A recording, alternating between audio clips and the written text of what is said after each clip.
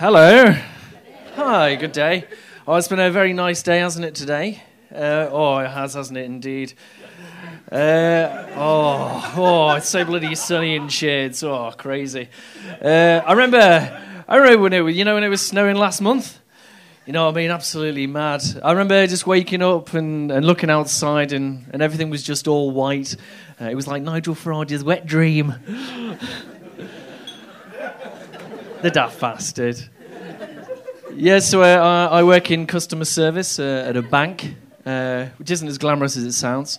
But it is kind of weird, because since I've been working there, it's actually made me quite religious, because every day that I am there, I just pray that I have a massive hemorrhage, because I hate it, and death would be a nice way to, stop doing that job. And when you see things like Wolf on Wall Street, it makes it look quite fun and exciting, but I actually had more of a laugh visiting my nan in a hospice. You know what I mean? It's dog, but it's sadly true. Fucking hell. And I remember, having the induction, and the guy just said, well, people who work in banks, they have bad reputations, but it's not like we're selling heroin to babies. I was like, well, that's an obvious exaggeration, you know what I mean? Because babies prefer crack cocaine, famously. Ask my mum, for example. She abided by this stuff, of course. And there's two routes I'm thinking of going down. So one of them is to either stay there for 2 years and gradually work my way up the company, maybe get an increase in wage along the way.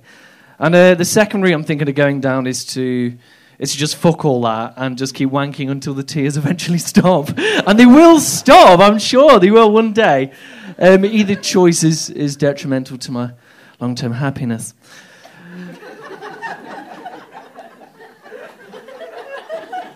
Last year as well, I started going to my local gymnasium for the obvious reason that I was simply born to Zumba.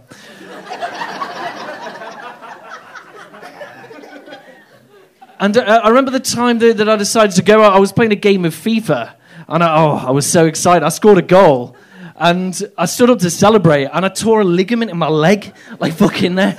And you need to sort your life out when you tear a muscle playing a simulated fucking sport. Jesus Christ. And I remember just going in for the first time, the first time I've ever been in one in my life, and it was the atmosphere was like death row.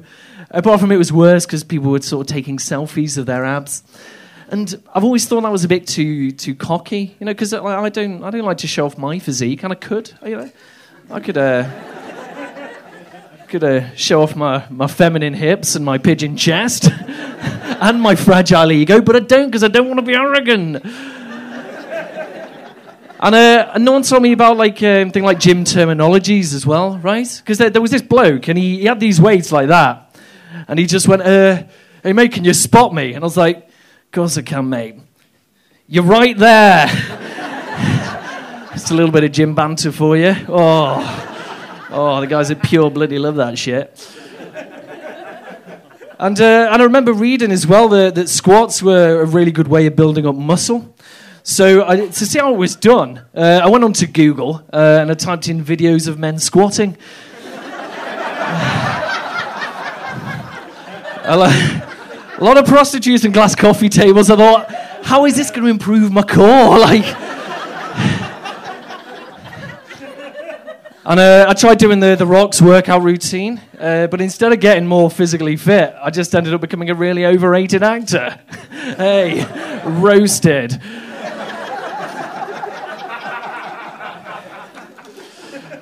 But as well, of course, I am a gingerman. Have been for 30 solid years now. And firstly, I've never been too sure whether eating an orange counts as cannibalism. I don't know. I'm not a biologist. But I found out that being ginger is actually a biochemical and genetic abnormality that not only reduces your melanin levels, but also makes other children not want to sit next to you on the school bus.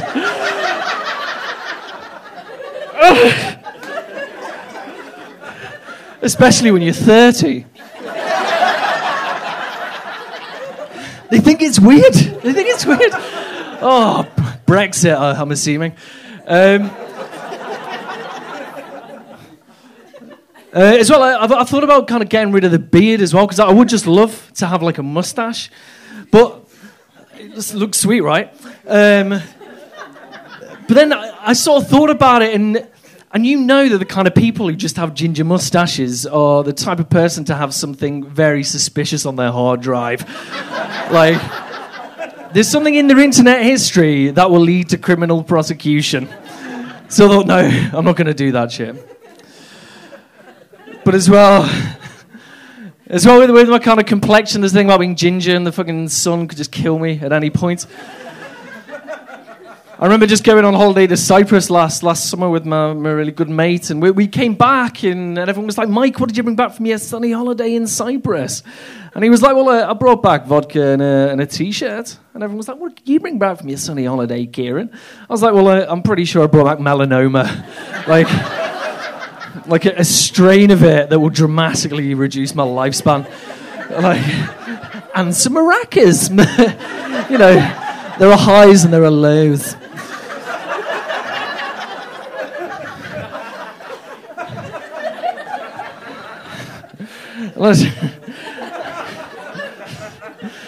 And as well, because being ginger as well, you can't date other gingers because you just look like you're related to that person. And if I wanted to look like I was dating my own sister, I'd just move back to the Whittle. Where it's kind of tradition back there. You know what I mean, Birkenhead? You probably imagined I was from Birkenhead, didn't you? Yes. I once got called a posh twat just for having my own teeth. Like...